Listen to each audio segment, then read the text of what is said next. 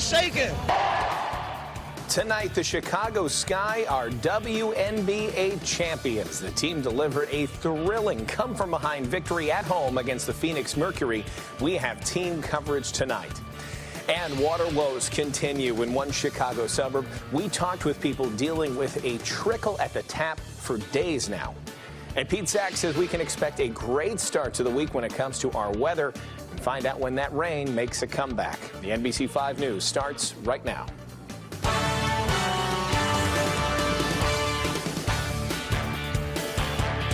Good evening. Thanks for being up late with us here tonight. I'm Alex Maragos, and we begin here with the championship celebration for the Chicago Sky. The team beat the Phoenix Mercury today in Game 4 of the WNBA Finals, and the win brings the 15-year-old team its first WNBA title and lots of champagne. Be sure to put on the goggles. We have team coverage of the Sky's championship, beginning with NBC 5's Mike Berman. For the first time since 1998, Chicago has a pro basketball champ, the Chicago Sky. They rallied in the fourth quarter to win their first WNBA title and set off an incredible celebration here on the court, singing and dancing, and Candace Parker jumping up on the scorer's table. All part of an unforgettable afternoon here in the South Loop. We stayed with it. We stayed with it. You know, we've been fighting all year and fighting from behind. So this wasn't no different. We just stayed consistent to who we were, and we made sure we stayed together. We had enough. We just knew that we got to get some stops, so we were going to chip away with it, and we were gonna figure it out. This is crazy. I mean, we did this for the city of Chicago. We did this for the city. The environment is crazy. I'm at a loss for words, really. And we'll have much more on the Sky clinching their first WNBA title coming up shortly on Sports Sunday, including my exclusive interview with Candace Parker and Finals MVP Kahleah Copper. You do not want to miss it. It was so much fun to talk with those two. For now, at Wintrust Arena, Mike Berman, NBC 5 Sports. All right, our thanks to Mike. And there were some familiar faces celebrating with the Sky, including Chance the Rapper and Reverend Jesse Jackson. The big question tonight is Chance keeping his promise to get a Sky tattoo. I was thinking about doing like Shy, you know, with the gold and blue, but it depends on what they want me to get. I'm gonna go out with them. They're gonna take me to the tattoo shop. Excited. This is joy to me. You know, good guys win sometime, and they came from behind. That makes it an even sweeter victory. Seems like Chance is going through with it. He promised on Twitter that if the team were to win the title, he would get a tattoo to celebrate the occasion. Seems like he's on board. True blue Chicago Sky fans are ready to rally and really celebrate the team's triumph. No plans for a parade or rally have been announced just yet, but tonight, as V-Win shows us, the celebrations are just getting started.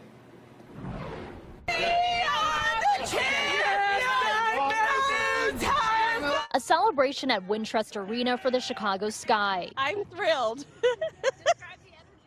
It is wild. It is absolutely wild. Let's go, Sky! We made history. Bulls next. Let's go! The team winning its first WNBA championship title after beating the Phoenix Mercury in a 5-game series. The referees tried to take it there at the end with those offensive fouls, but we came through victoriously. An estimated 10,400 fans packed the arena for a chance to witness history. Bobby Beckham was one of them. Big uplift for the city, no doubt about it. And the crowd truly came out.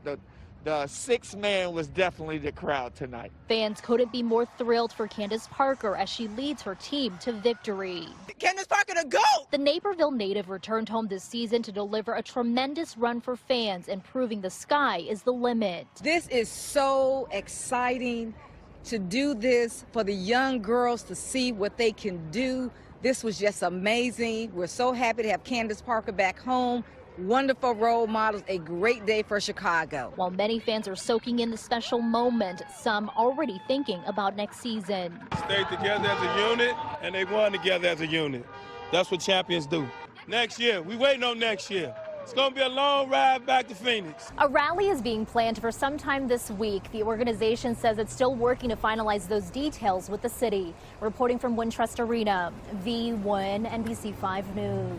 And tonight, Mayor Lightfoot tweeted out a maskless picture of herself at the game with the caption, "What a moment. Congrats, champs. A first, but not the last for the Chicago Sky." And the United Center, take a look, is lit up tonight in sky blue to honor the WNBA champ. Signs all around the UC offering congratulations to Chicago's newest championship team. We will have much more sky coverage coming up a little bit later on Sports Sunday. All right, new here tonight, we have an update in the showdown over Chicago's vaccine mandate. Sources say Chicago police leadership have issued a new memo to officers. It says that anyone who disobeys a direct order to comply with the vaccine policy will face a disciplinary investigation and could possibly be fired. This is just the latest development in this heated dispute back and forth. NBC5's Lexi Suter reports. As of Friday, a Cook County judge banned Fraternal Order of Police President John Catanzara from making public statements and comments on social media that defy Mayor Lori Lightfoot's vaccine order. Catanzara releasing this video over the weekend. A temporary restraining order prevents me from discussing certain aspects of the city's vaccine policy. But what it doesn't preclude me from saying is some history on how we got there.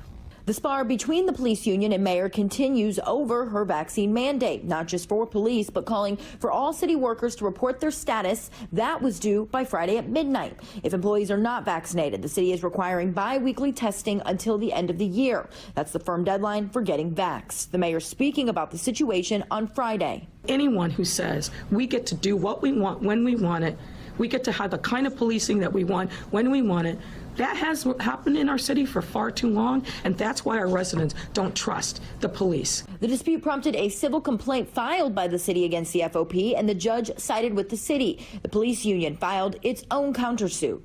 Hold the line, keep fighting. We cannot let the status quo maintain going forward. It's still unclear how many officers are following Catanzara's message and not sharing their vaccine status, but the mayor expects to have those numbers early into the week and says there will be repercussions, putting those employees who do not obey into a no-pay status. It's a new day in the city of Chicago, and I expect the police officers to honor their oath, not tarnish their badge, and to follow lawful orders and directives. Another court hearing is set for next week. Lexi Suter, NBC5 News. A 29-year-old man was hit by gunfire while driving on the Kennedy Expressway. It happened early this morning around 2 o'clock in the westbound Ontario feeder ramp downtown. Illinois State Police say that man was taken to the hospital with serious injuries. A passenger in that car was not hurt. The ramp was closed for some time while police investigated. Anyone who witnessed the shooting is asked to call the police. Also, Chicago police say an 11-year-old boy was shot inside of a home overnight. It happened around 2 in the morning near South King Drive and East 40th. The child was in a room with 2 other kids when he was hit by a bullet. The boy was rushed to the hospital, listed in fair condition. How this exactly happened is not clear so far. We know that police have so far not made any arrests. And tonight, frustration builds over ongoing water issues in Dixmoor. While residents in the south suburbs can use their water again, the pressure is nowhere near back to normal for many. A pipe break that we've been reporting on this week has been fixed, but the levels are still not back to normal. Take a look. Residents have sent us videos showing just how slow that water trickles out. A group gathered tonight to share their frustrations. They say they've been dealing with water issues for 2 years, and they're fed up. It's time to get it fixed. No matter what the cost, we have to get it fixed. I'm not worried who fixes it as long as we get it done. So the village has been working on it over the weekend. They say the current issue has to do with turbines that up the water pressure, but engineers will be out tomorrow. In the meantime, residents can pick up bottled water at the village hall. All right, now let's take a look at our weather. A spectacular Sunday today in Chicago, and Pete says we can expect a nice start to the week. We like to hear that to make our Monday a little bit better, Pete. Yeah, it's going to be a beautiful start to the work week, Alex. Right now, temperatures have fallen into the mid-40s away from the lake. You can see 45 West Chicago, the DePage Airport, 46 and more. It's a little bit warmer in the city, the Heat Island there, 53 at O'Hare, 53 also at Midway Airport. High temperatures this week going to start out rather nice. You can see highs will be in the low 70s. Our average high for this time of year is 60, but then we see our temperatures falling as we head into next weekend, and that's because a chance of rain is in our forecast. We'll track that for you coming up. Alex? All right, Pete, thank you. Ahead tonight on the news, a kidnapping crisis in Haiti. Several Americans, including children, are taken. What we know about the group and also the gang that is behind this crime. And a crew returns from the International Space Station after an unusual mission. They were making a movie up there. Tonight we have a look at an international crisis in Haiti. It's the kidnapping of 17 missionaries. 16 of them are American, 1 is Canadian, 5 are children. The church group says they are in Haiti there to build an orphanage, and tonight they're asking for prayers. NBC's Sam Brock reports. The turmoil and violence rocking Haiti has been directed at American citizens after 17 people on a missionary visit were kidnapped near the capital of Port-au-Prince while visiting an orphanage. The Ohio-based Christian Aid Ministries posting on its website the group of 16 U.S. citizens and 1 Canadian citizen includes 5 men, 7 women, and 5 children. Join us in praying for those who are being held hostage. The terror, nothing new. This taxi driver saying the effects of kidnapping, people do not go out into the streets. We cannot find people to transport. Armed gangs are believed to control about half the city of Port-au-Prince, with killings and kidnappings on the rise since Haiti's president was assassinated in July. Haitian police say the kidnappings were carried out by the same group, 400 Mawozo, that abducted 5 French priests and 2 nuns months earlier. Do you believe the number of kidnappings this year is in the thousands? Yes, I do. Tessa Petit was born and raised in Haiti and describes the country's everyday horrors. They have been kidnapping everyone from poor merchants on the side of the streets to children going to school.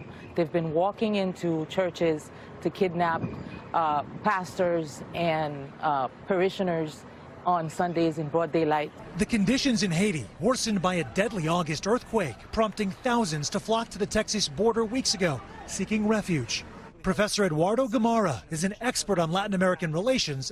There's no police, there's no military. There hasn't been a military for decades. So who do you go to say, I've just been kidnapped? Tonight, American citizens trying to lift up the suffering, desperately in need of help themselves. Sam Brock, NBC News. The murder trial for 3 men accused of killing Ahmaud Arbery gets underway tomorrow.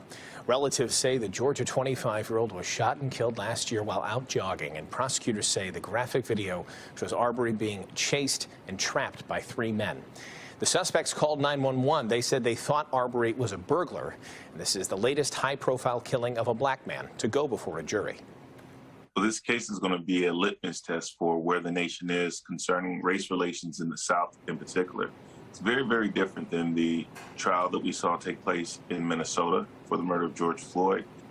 Jury selection begins tomorrow. That alone could last weeks. In addition to state charges here, the 3 defendants are separately charged with federal hate crimes.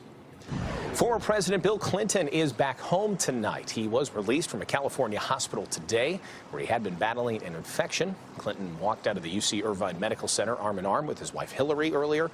He paused to shake hands here and take pictures with his medical team, and he gave a thumbs up when he was asked how he felt. Clinton was admitted to the hospital on Tuesday with a urinary tract infection that then turned into sepsis. He'll now continue antibody treatment while at home. And after weeks of negotiations, workers in Hollywood reached a tentative deal last night, avoiding a nationwide strike. Just last week, the union representing entertainment workers had voted for a strike, but they just agreed with producers on a new 3-year contract, which includes more sick leave and employee benefits. Union members still do need to ratify that agreement. All right, let's get a check of the weather here tonight as we get ready to start a new week. But, Pete, as we look back toward the weekend, really no complaints at all as we head further into October here. Yeah, we had October-like weather finally. Fall temperatures were around, but you got to love the sunshine that we had, and we're going to continue with the sunny conditions, at least for the first part of the week. With a beautiful evening underway, as you can see on the radar satellite composite, we haven't really had a whole lot to watch here, and that continues to be the case for the next couple of days, other than lots of sunshine. So let's show you how your work week is going to start out. Overnight, pretty quiet conditions. We're only going to be seeing mostly clear skies tomorrow morning, waking up to some sunshine, but be ready. Have that if you're going to be commuting, especially inbound on the Kennedy, on the Eisenhower, on the Stevenson, have your sunglasses because that sun glare is going to be pretty nasty with the sun rising a little after 7 o'clock, so it's going to be coming up right at the heart of rush hour. By 4 o'clock in the afternoon, continuing with the sun, a little bit more southerly flow of air. So today's high made it up into the mid-60s. Tomorrow, we'll make it up to around 70 degrees. And then for your Monday evening, looking very nice. Tuesday, a similar story. Model tries to paint a few clouds drifting their way on through, but nothing of consequence. As you can see, we'll see sunshine in between, and we'll also see very nice temperatures. Monday's highs also in the low 70s. But then our attention turns out to the west. You can see the storm circulating in western Nebraska there. That's the next storm system that, as it rides its way toward us, it's going to draw up some moisture. So late on Wednesday, we'll have the opportunity of seeing some showers, maybe the rumble of thunder. And then as the system continues to lift its way on out, we'll see a little bit of wraparound moisture with a chance for a shower or two on Thursday. But Thursday, we'll notice the temperature change. So the first part of the week with warm temperatures, but Thursday, we'll start cooling things out. By Friday, we'll see highs only in the upper 50s. Similar story on Saturday. And then Sunday, there will be a weak disturbance riding its way on and slight chance for a shower coming away on Sunday. We'll see temperatures rebounding just a little bit, but it will be a cooler end to the work week after a nice start. 53 right now at O'Hare Airport with winds out of the west at 6, so it feels like 53. Overnight lows will drop down into the mid-40s, a couple degrees above the norm for this time of year, with tomorrow's highs warming up to around 70 degrees. So your forecast for tomorrow morning, mostly sunny skies, seasonably cool. Temperatures starting out in the mid-40s with winds out of the west at 6 to 12. In the afternoon, mostly sunny skies, a little warmer tomorrow than what we saw today. 70 degrees your high, again with winds out of the west, northwest at 6 to 12. Here's a look at the next 10 days. 72 the high on Tuesday, 72 also on Wednesday, but Wednesday's high comes with that chance of rain late.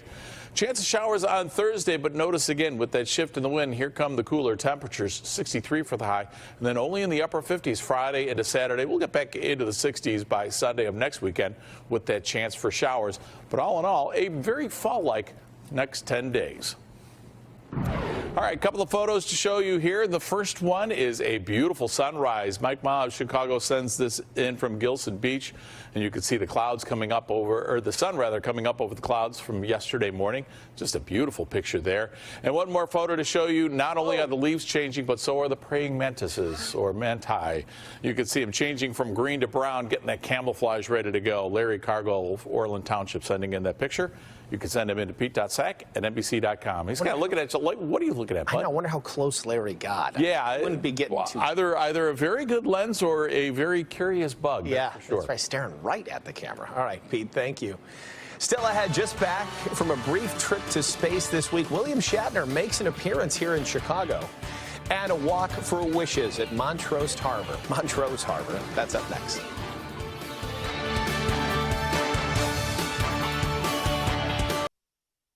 Well, people all across Illinois spent their Sunday helping make wishes come true. A walk for wishes was held here at Montrose Harbor and at other spots all across the state. Looks like they had great weather for it as well.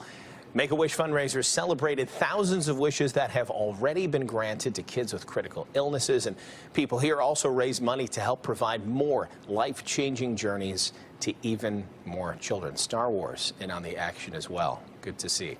All right, well, a Russian film crew is now back here on Earth after shooting the first ever movie up in space. A Russian actor and director spent 12 days on board the International Space Station, filming scenes for the drama called The Challenge. It's the newest frontier in this kind of space race. NASA also announced a collaboration last year with actor Tom Cruise to shoot a film while he is up in orbit. And he could probably ask William Shatner what that's like, fresh off of his space voyage. His was a little short, about 10 minutes.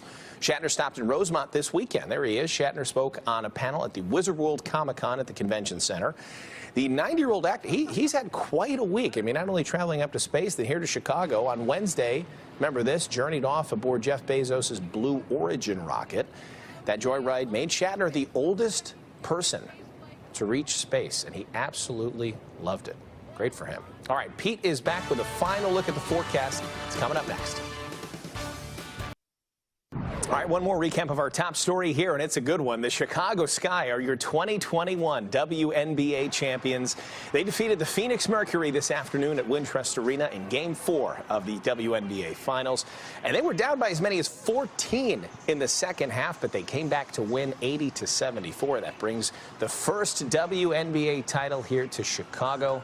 And a rally is being planned for some time this week. Of course, we'll keep you posted on all the details when they come out from the city. Pete, I remember the Cubs rally, Friday, November 4th, 2016.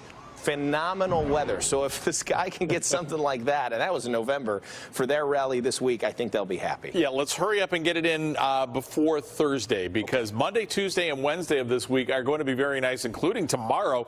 As you can see, sunshine on the way. Temperatures will actually top out around the 70-degree mark, and we'll have sun from start to finish, although the days continue to get shorter, so our start time is a little bit later in the morning and our end time is a little bit earlier. But all in all, a gorgeous Monday headed our way. Tuesday looking very nice as well. We'll see a high around 72 degrees with sunshine, and Wednesday looks all right for the most part. We do have the rain arriving late, but if there are any sort of outdoor activities planned, like a parade for the Sky, certainly going to be looking at some nice temperatures. Readings will be in the low 70s. After a chance of showers comes our way on Thursday, 63 for the high. Then Friday into Saturday, looking at highs only in the upper 50s with plenty of clouds around and peaks of sun. And then we will have a chance of showers coming our way on Sunday of next weekend. Just a slight chance. But this is a very fall-like forecast here. Finally. Yeah. Been very warm lately. We've been waiting on it. Pete, thank you. That's our news for this Sunday evening. Stay with us. Sports Sunday is coming up next.